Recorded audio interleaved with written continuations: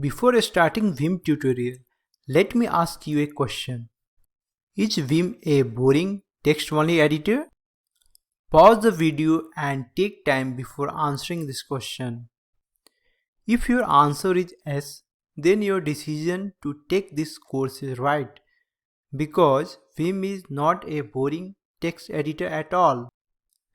It has GUI version 2 and it is very powerful editor. If configured properly, then you can start enjoying it just like your popular GUI ID like Eclipse.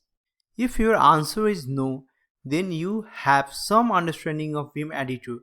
Coming along this course, you will not be a basic VIM editor user, but you will unleash the true potential of VIM editor. VIM editor is one of the most popular text editor in today's world. It is cross-platform editor. This means it is available on most of the OS distribution. You take any OS, it may be Windows, Linux, Mac, BSD or Unix distribution. VIM is acronyms for VI Improve. Functionally, VIM is almost a proper superset of VI. Therefore, everything that is in VI is also available in VIM. That's why it is called as VI Improved. It is free and open source text editor. Because of that, you don't have to pay for using this editor. VIM is a command line text editor, but it has variant called GVim that is a GUI version of VIM. So based on your choice or comfort, you can use either of them. Nowadays, GVim is getting a lot of attention for Windows user too. A lot of people are preferring GVim in comparison to Notepad++ for their text editing and programming. This is because altogether GVim and its Mac version MacVim is available for all the platforms. VIM has the following features.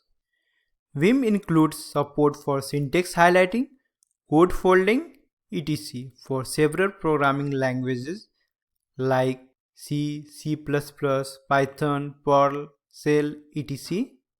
It integrates with CScope and CTag for code parsing. VIM can be used to edit files using network protocols like SSH and HTTP. It includes multi-level undo and redo unlike VI. Screen split for editing multiple files is available in VIM. Has built-in diff for comparing file using vimdiff. Support for plugins and final control over config and startup files. These are some of the features what I just told you, friend, but still there are many more features. All the features what I have mentioned above, we will understand and use them along this course. For now, best of luck and thanks for joining this course.